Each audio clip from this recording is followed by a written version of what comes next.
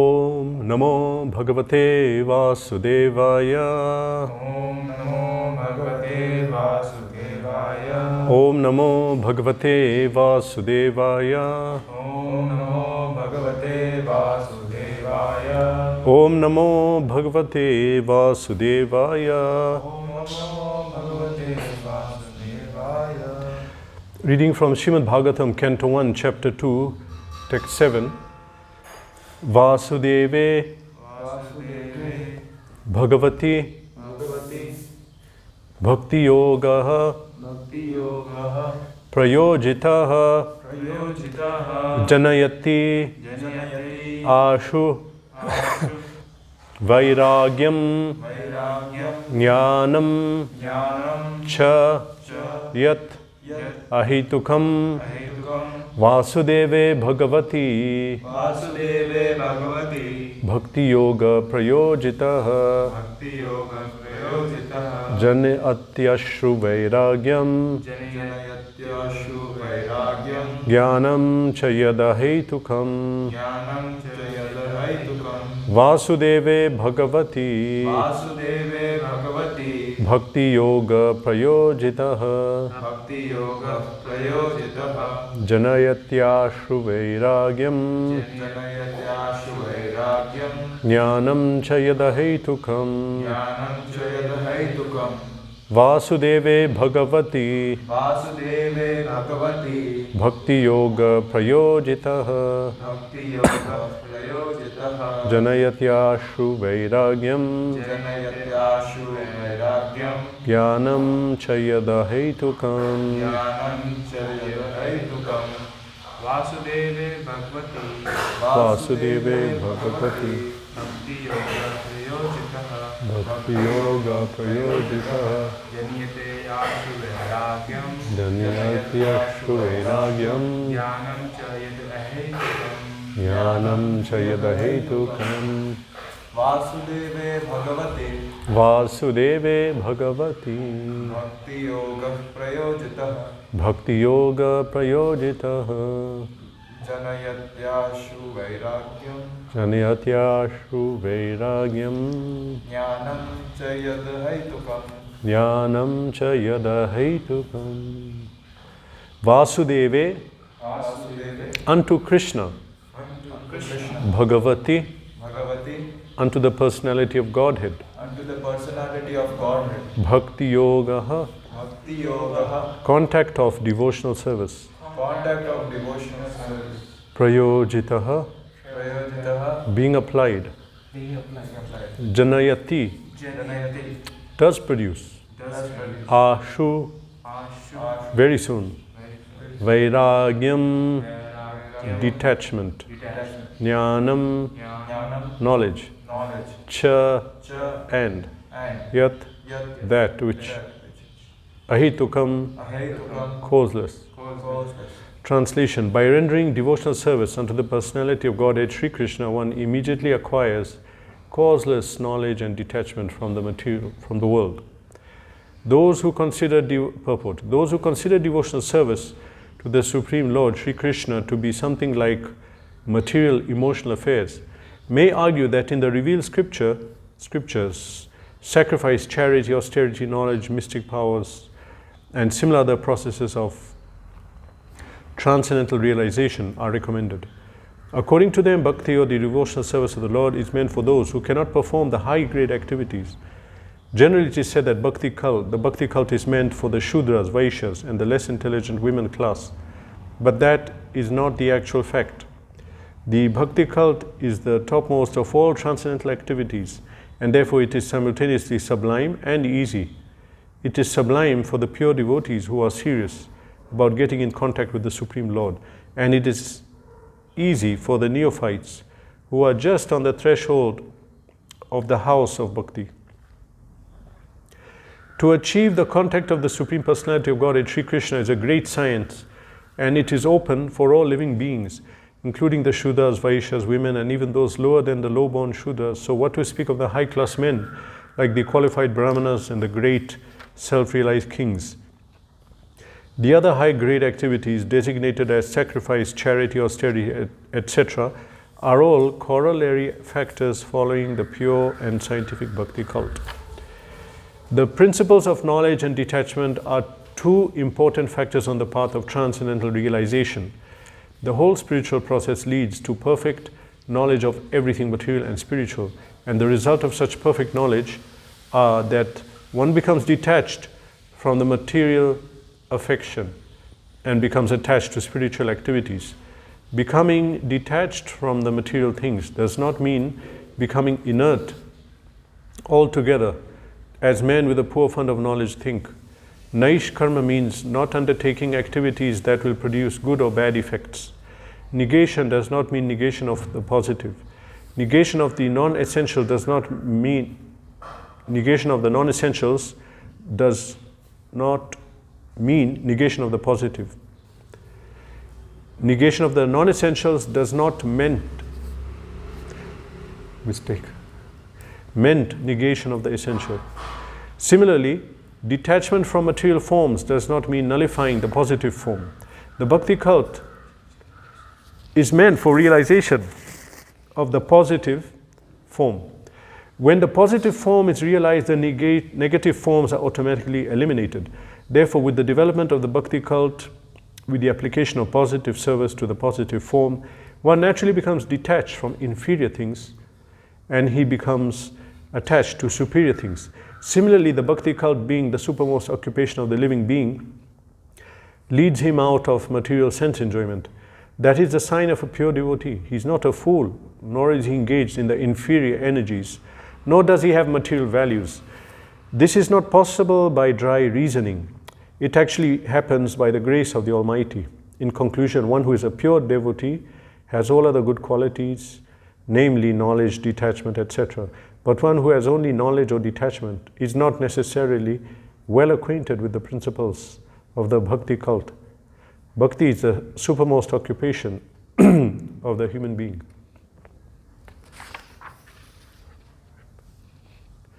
Nama Om Vishnu Padaya Krishna Prishthaya Bhutale Srimate Bhakti Vedanta Swami Iti Namine Namaste Saraswate Deve Gaura Vani Pracharine Nirvishesha Shunyavadi Paschate Deshatarine Jai Shri Krishna Chaitanya Prabhu Nityananda Shri Advaita Gadadhara Shivasadi Gaura Bhaktavinda Hare Krishna Krishna Krishna Hare Hare Hare Ram Ram Ram Hare Hare Vasudeva Bhagavati Bhakti Yoga Payojitaha Janayati Ashru Vairagyam Jnanam Cha Yad Ahetukam. By rendering devotional service unto the personality of Godhead Sri Krishna, one immediately acquires causeless knowledge and detachment from the world. The Bhagavad Gita speaks about the transcendentalists, one who is not on the material platform, or endeavoring transcendentalists, one who is trying to come out. So it gives different paths. Not only bhakti, it outlines, explains the mystic process of yoga and karma yoga, that's in chapter 3. Even early in chapter 2, Krishna tells Arjuna that do your duty, sarka dvaram apavritam. It will open the doors to heaven. In text 31 to 37 of chapter 2, it's outlining karma kanda. Not karma kanda, karma yoga. No, actually it's karma kanda. Fruitive results for his dharma as a kshatriya. So, other paths are given, all of them, including bhakti, and here it's explained that the general idea is because when we see somebody engaged in study or dhyan or austerity, there's some kind of awe, that amazing how he's doing such a, amazing practice. And when someone does bhakti, what is that? It's taken as sentimental. Sentimental things are done by children and women. Women, they like maybe sentimental movies, books, as a rule, stories, and very philosophical topics. Men are attracted. So when they see people doing bhakti, they say, no, this is not meant for high-level people. This is what's explained here in the purport. They are looking at external, but actually bhakti is a deep science. And if it is so easy, then why don't they do it? Take the easy path. Why are you taking the hard path? If it's meant only for lower grade people, then how is it that bhakti is supported by so much philosophy in form of the bhakti shastras? So many are there. All the processes that other than bhakti have some gain, material gain. And therefore in Chaitanya Charitamrita it's written, Bhukti Mukti Siddhi Kami Sakale Ashant Krishna Bhakta Nishkam Ataeva Shant. All the other processes involve some kind of anxiety. They involve some kind of anxiety because there's something to gain and something to satisfy. The bhakta, the jnani, they're seeking something. And so because they're seeking, they're wondering, when will I get it? Why am I not getting it? How will I get it? Sakale ashant. Bhukti, mukti, siddhi, kami. Bhukti means the enjoyer, karma kan. Bhukti, mukti, those desiring liberation. Jnanis, bhukti, mukti, siddhi, yogis. Kami, karma kand, sense enjoyers. Everyone is disturbed in this material world. Even so-called people on a so-called spiritual path, other than bhakti, they are disturbed. They are not really, in one place, Prabhupada explained, they are not really on the spiritual platform. You say jnanis also become transcendental because they become free from guna. Yeah, technically in one way you can say that. They come out of the cycle of birth and death. It's only when you have a material body that you can say, okay, he's in Maya. But someone does, let's go of the material body and subtle body. Jnana Yoga does destroy the subtle body. But there's one issue that the kut, the repository of the sinful reactions are destroyed, the aprarabdha. But what is not destroyed is the kut. That means in the intelligence, the guna remains, because that desire is there. Still, because we have a mind, our desire, guna is not there. But strictly speaking, the guna, it will never fully go until we come to Krishna. And therefore in Bhagavad Gita it's explained by Lord Brahma. He says, he's praying to Krishna, Ye Arvindaksha Vimuktamanina Tvai asti bhavad avishuddha buddha Ye anya Arvindaksha Vimuktamanina. Those who think Vimuktamanina, that they are liberated, this is referring to the jnanis, people who do dhyan and just meditate on Brahman and they read the Upanishads and Vedanta saying how the Supreme is not this, not that, he's not material, he has no hands, no eyes, and this and that, and try to realize the all-pervading Brahman energy, not Krishna's personal form.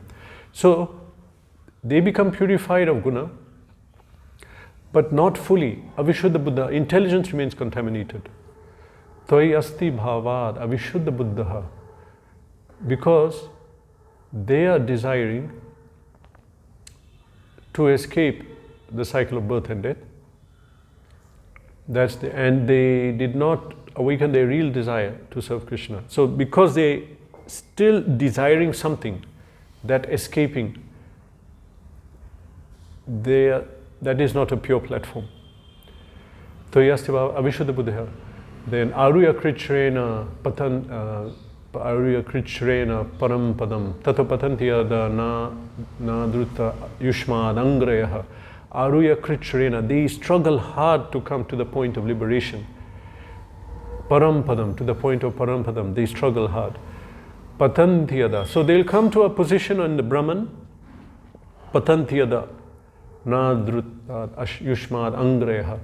But because they did not worship the lotus feet of Krishna, even whatever position they are, they'll fall from that. They cannot maintain it. Because the desire is there, we have to give up all desire except to serve Krishna.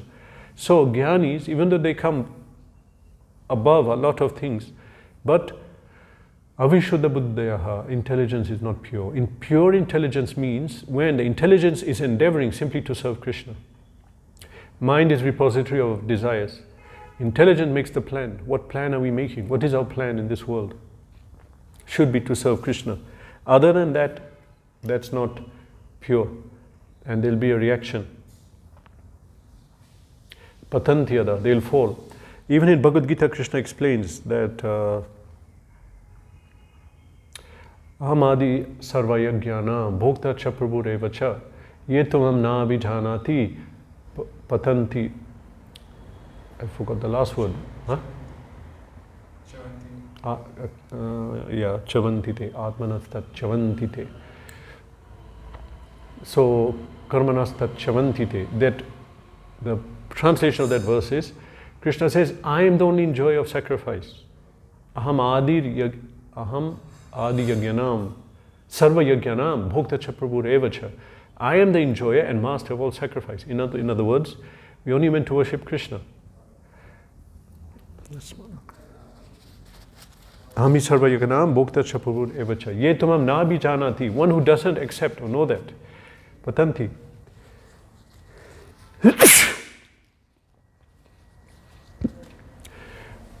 They will fall from their position. They will not be able to remain wherever they are.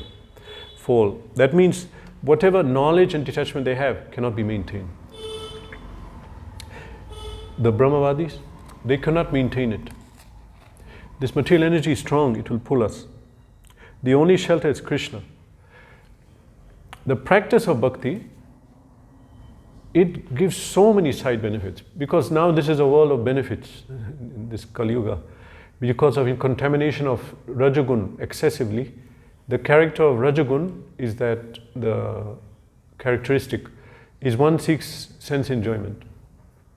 So due to heavy contamination of Rajagun, everything we want to enjoy. So even religion, what is the benefit? What will I get?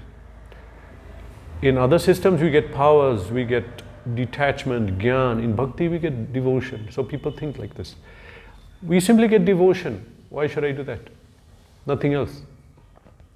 No, this verse is saying that Vasudeva Bhagavati unto Vasudev Krishna, Bhakti Yoga Prayojitaha, one who renders devotional service, Janayati Ashu Vairagyam Jnanam Yadahetukam. Janayati means that it produces Ashu very fast, Gyan and Vairagya. What the yogis try to get, detachment, comes in bhakti automatically. Yogis are trying to, due to being excessively on the body platform, people get attracted to the yogic principles because they directly try to inculcate detachment. How? Being in excessive heat in the summer and in the cold, being under hot, cold water, etc. So many things they do. Eating, sleeping, limited, very limited, to try to create detachment, and they get it. And the jnanis, they look for jnana. That means that awareness, that knowledge that I am not the body, I am a spirit soul. So they look for that desire, they desire that. But the bhaktas get it automatically. Ahetuki, janayati, it produces ashu very fast. Ashu, vairagyam, jnanam, yad ahetukam, causelessly, without any other cause, simply by bhakti, simply by the process of bhakti, one gets so many benefits. Mind control, sense control, so this should appeal to people who are looking for some benefit in their spiritual practice.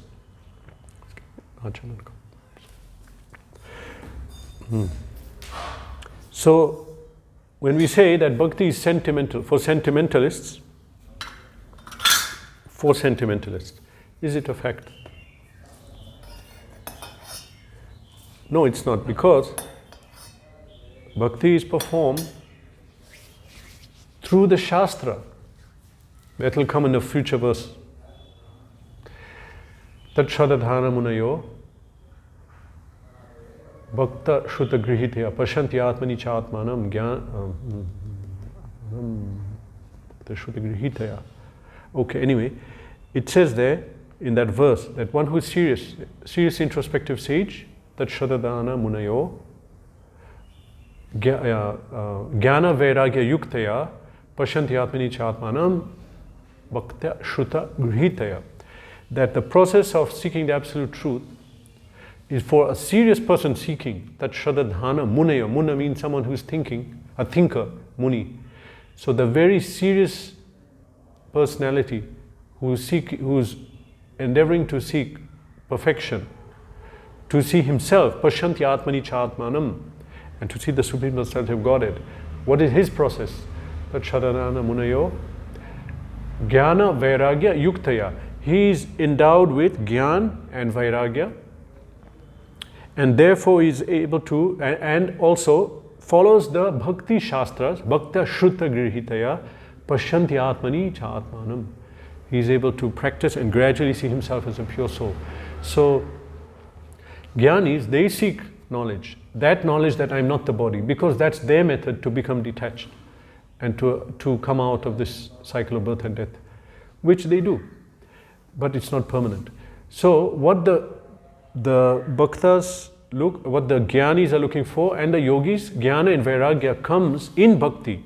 So bhakti, it comes fast, quite fast, so fast that even if we don't want it, by a mistake or accident we come into bhakti, suddenly we change and we are wondering what happens. Now I can't enjoy. That also accidentally it happens sometimes. Someone has a friend and follows him to the temple or reads Bhagavad Gita. I heard about a person, how he came to the Krishna consciousness movement. He was in a cruise ship, and the cruise ship stopped somewhere in India, and he just thought, let me keep a plant. Let me keep a plant and worship the plant. So he asked someone, he went on the harbor asking someone, can you give me a plant to worship? And that person gave him tulsi. So he kept the tulsi plant and watered daily, and gradually he became vegetarian, he said. He didn't understand why. And gradually became spiritually minded and he started seeking, and he came to ISKCON. So accidentally also, this is the powerful effect of bhakti, that it can reform us quickly and powerfully. It's a direct method. For what the jnanis seek to come on the spiritual platform happens immediately in bhakti, not after a long time. As who is it? Nati dirghena, Bhagavan Vishata Hriddihi. It says that by reading Srimad Bhagavatam, the one comes to Krishna, realizes the Supreme within himself, Nati dirghena, not after a long time, means very fast. Bhagavan Vishato Hriddihi, the Supreme Lord enters the heart. Of course, He's there, but it means here that He is manifested by reading Srimad Bhagavatam and hearing regularly. That means hearing about the Supreme Personality of Godhead regularly, then Nati dirghena. Not after a long time, the Supreme Personality of Godhead enters into the heart. Bhagavan Vishato Hriddihi. So, it's not after a long time, means short time, the Supreme enters, because bhakti is very powerful. So, Prabhupada says here, this is scientific, the scientific cult, bhakti cult. On the path of spiritual realization, why are we speaking about knowledge and detachment? These are required.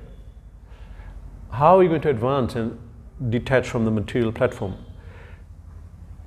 Transcendental realization. One who wants to practice a form of religion has to have detachment. Even in the beginning, detachment is one of the forms, one of the pillars of religion. 4 pillars of religion. One is? Satyam, Daya, Shaucham. And?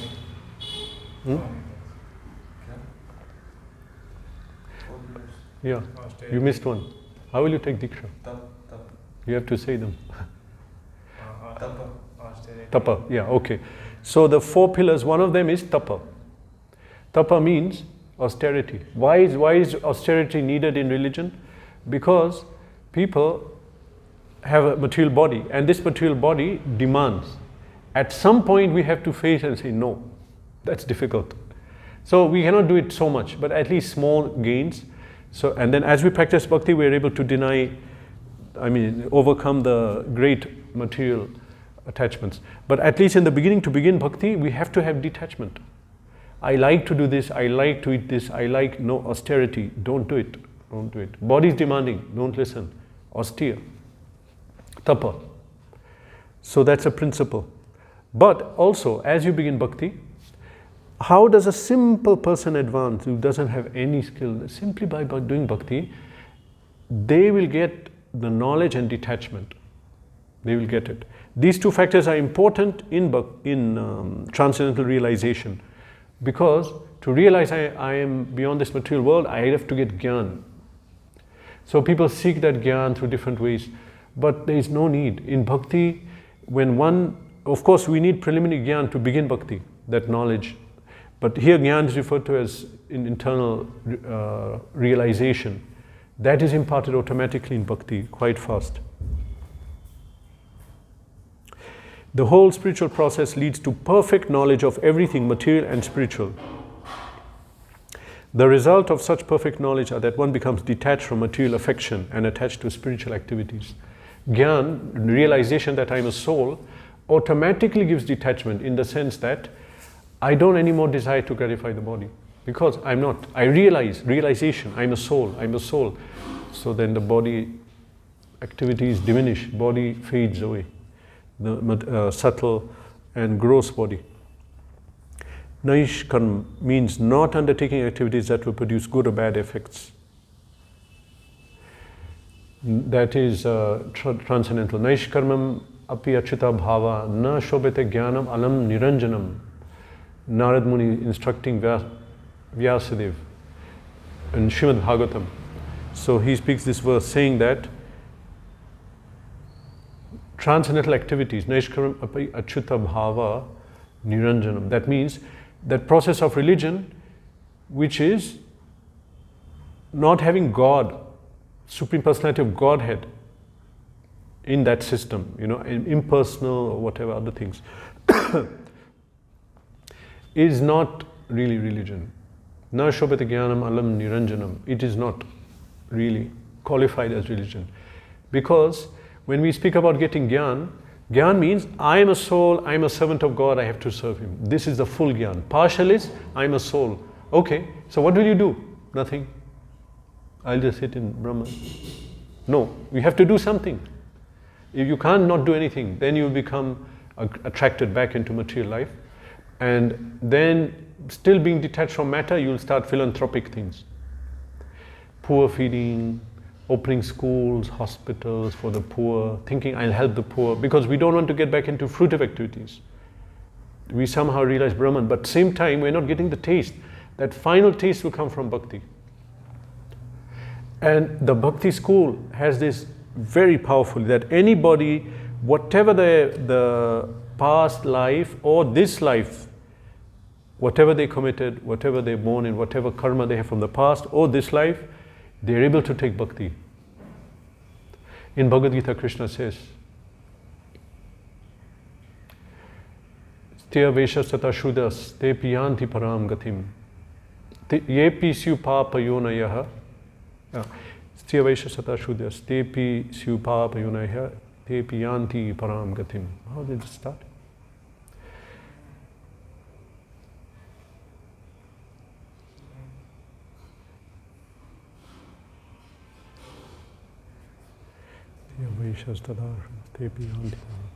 First line. Mam hi partavya parshitya te pisyu papayoneha striya vaishastata shudras te piyanti param gatim.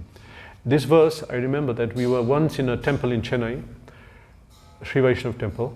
So a group of us devotees were about to enter, and they stopped, the non-Hindu, or what they could see, some they could not see. So they stopped the Westerners from entering. They said, you can't enter. Okay, they were used to that, they went. So later on, another devotee went with me to argue with them that why are you stopping them? This is bhakti. Krishna is open to everyone. Why are you stopping them? He said, these are fallen people.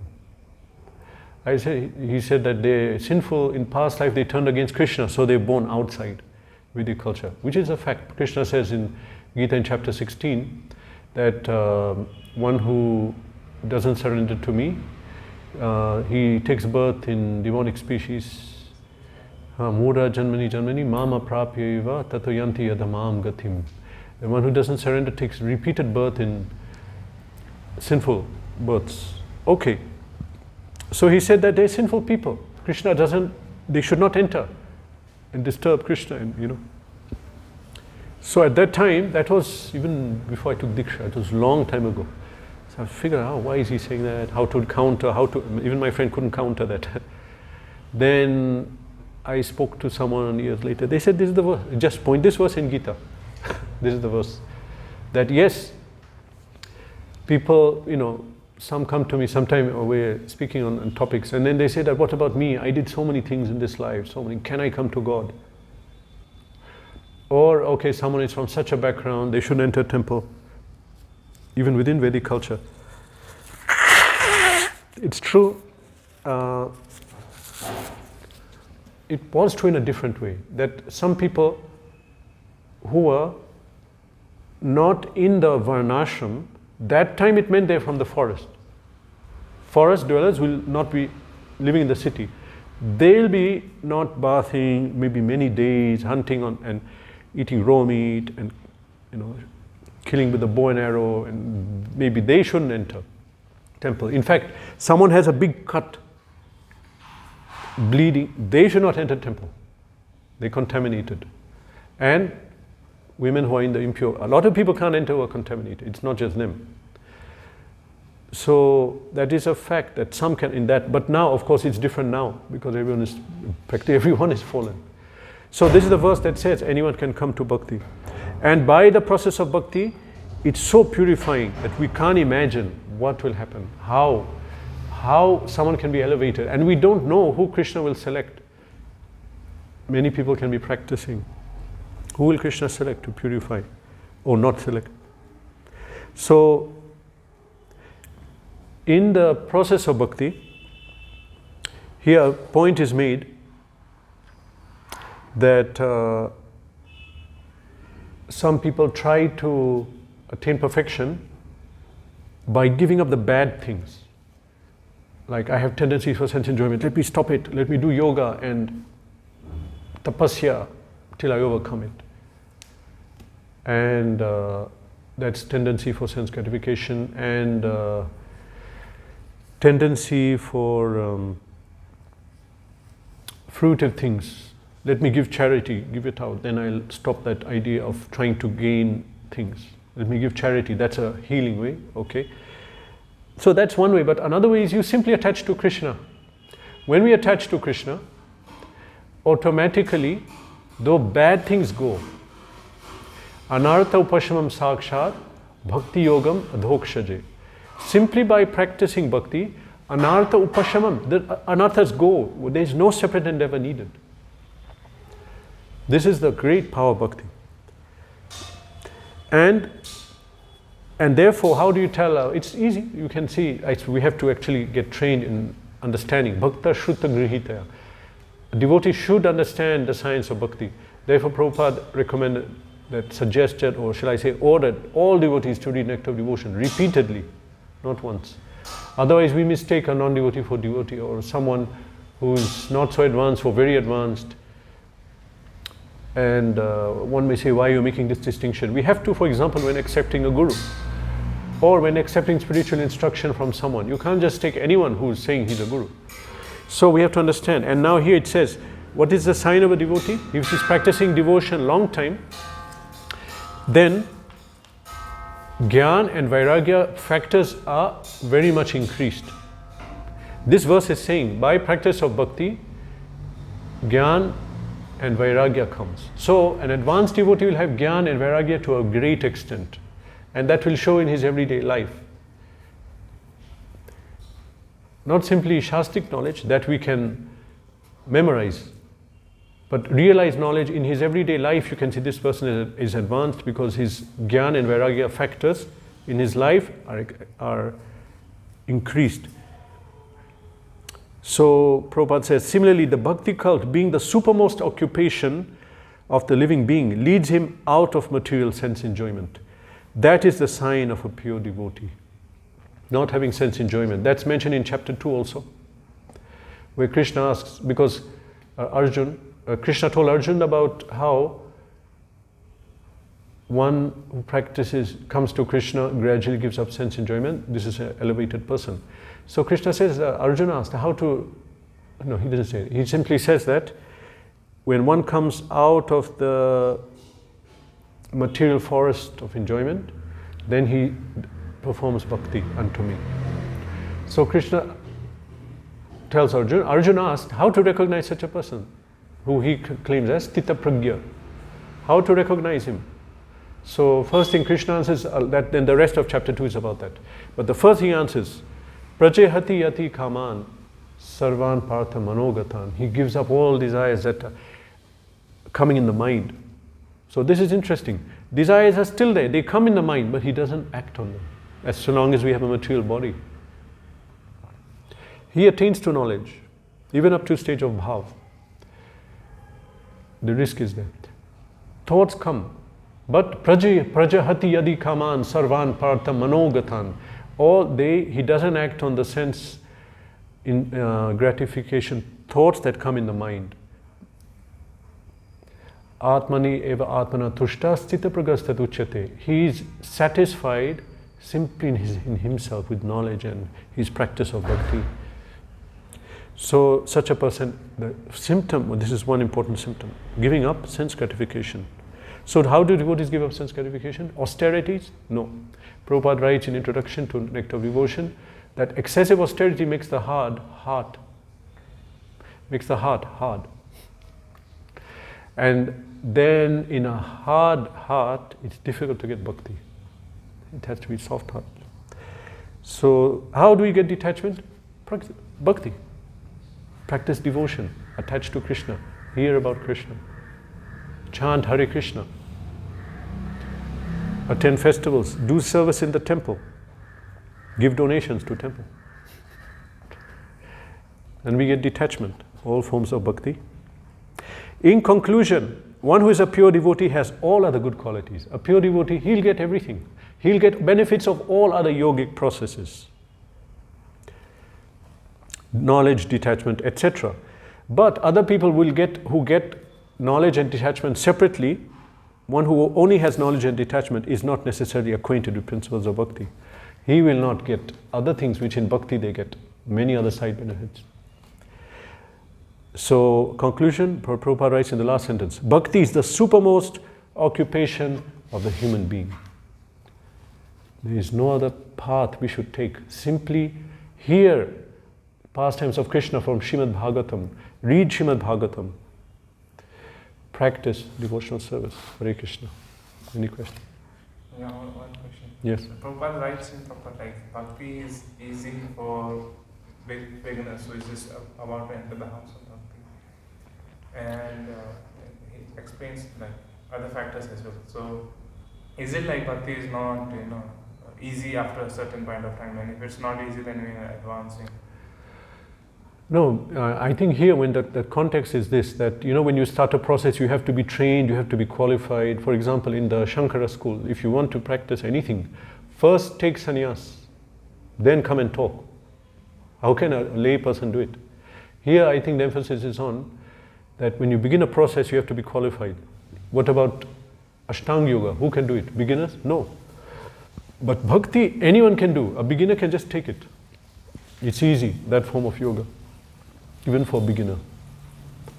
Another question regarding this. So Yeah. we hear that like bhakti or self-realization is walking on a path of razor. Yeah. Shura Siddhara, Nishita Duratyaya. The path is difficult. Bhagavad Gita said, but the path is Sukham, happy, yeah. How to understand this? Yeah, this I'll tell you that the process is easy, but the application is difficult. Process in the sense, how do you do it? You have to be trained, you need to go to get a degree, study under guru. No, just take the beads and chant. And who can not offer a water, a leaf, flower, fruit, a vegetable to the Supreme Lord? Bhakti process is easy. But now application, now do it. Train your mind to not be attracted here and there. And actually chant every day 16 rounds. And read Bhagavatam. Now to train your mind to apply it, that's the difficulty. But that's in every path. Applying the mind. Process is simple, application is difficult. So just one more thing, like here it's like it was in Bhakti Yoga, we don't do austerities to attain jnana. Some austerities Yes, are there, correct, yes. but it's not the main thing. But Yeah. in today's time, if you do austerities, and even because today is a hedonistic society, so Yeah.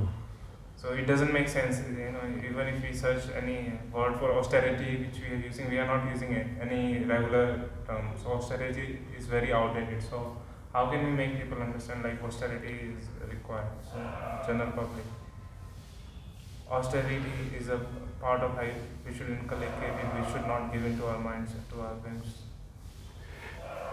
Actually, we don't, like what I remember, in the initial stages, we just tell people, take prasad, they come, take prasad. When they keep coming, okay, now read the book, start reading.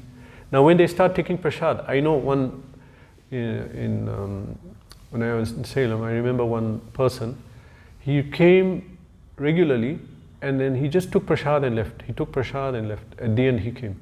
One day I just spoke to him, just accidentally. I never put attention, I said, this person is not really serious. He told me, since I came here, I gave up smoking. I couldn't do it. I said, oh, great. And we meet people. I knew someone who, I was in another place preaching, and he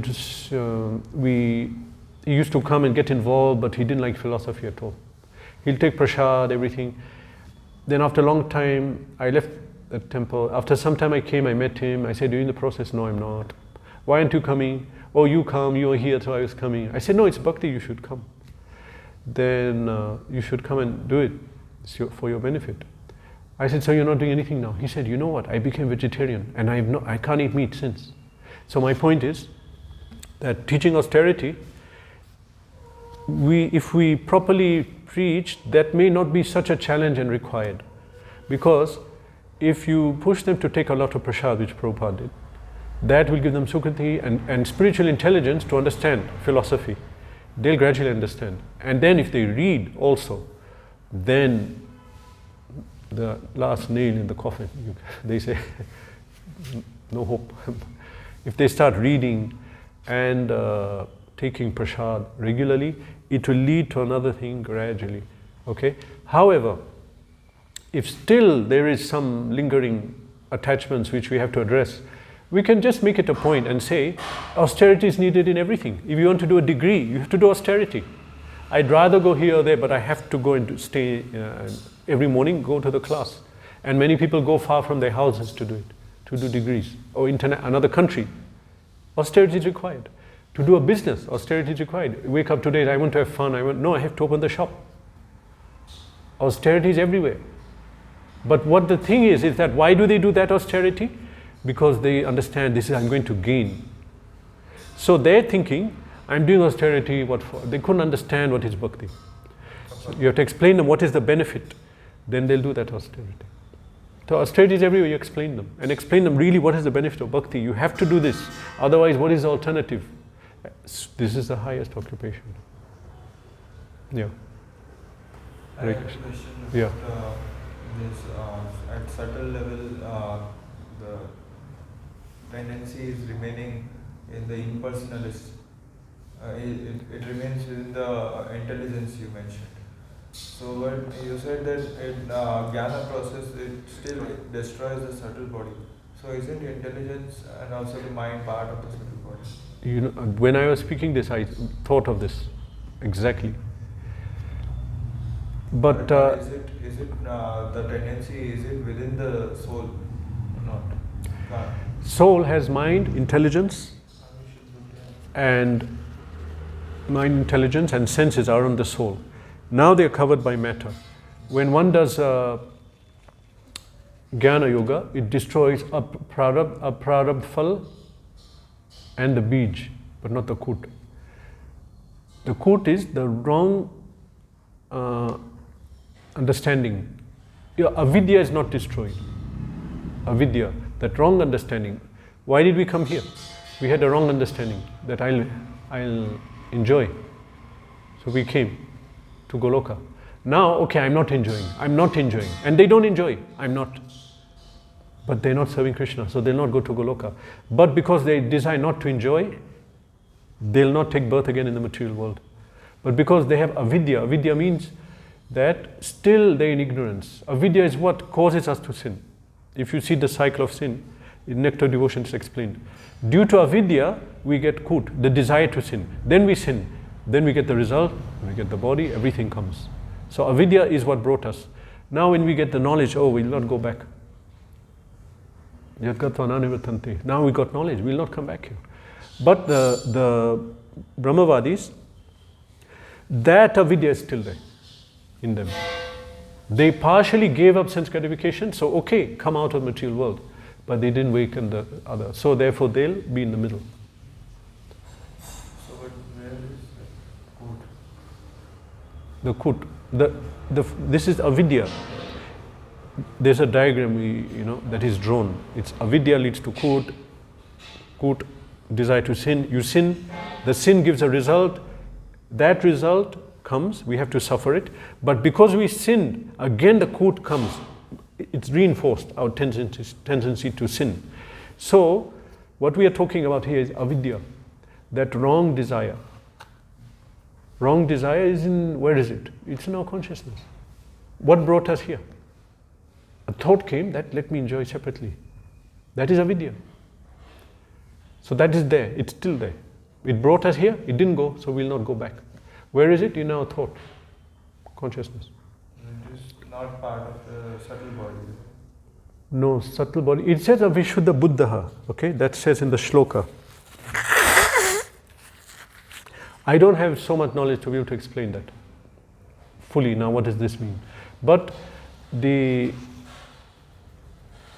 subtle body is fully destroyed, therefore we don't take another material body. It says in that Karmatmakam yana sharira bandha. Yavan shaya savat idamanovai karmatmakam yana sharira bandha. It says that one who is having any desire of sense gratification takes on the material body. They gave a material desire. So it's not in the, and subtle body is fully destroyed. But the root cause of misunderstanding our relation with Krishna is not sorted out. Where is the thought? I don't know, I can't answer that. Is it in the intelligence? It's not in mundane intelligence because that was supposed to be given up. We're not allowed to speculate, but I will say it's in the consciousness which is not fully purified. Consciousness is, the matter has gone, but the desire to serve Krishna did not come. So, since matter is gone, material body is gone, everything. But the spiritual body did not develop, which develops when you do bhakti. Supposed to. I fully don't know that. What is that? If we look in the translation, Avishuddha Buddha, what does Buddha say? Buddhi. May refer to consciousness. No, we're not. Check it quickly. Ye anya, ye, y-e, space, n-y-e, ye anya, aravindaksha. Ye, y-e, space, n-y-e, ye anya, aravindaksha. Vimuktamanina.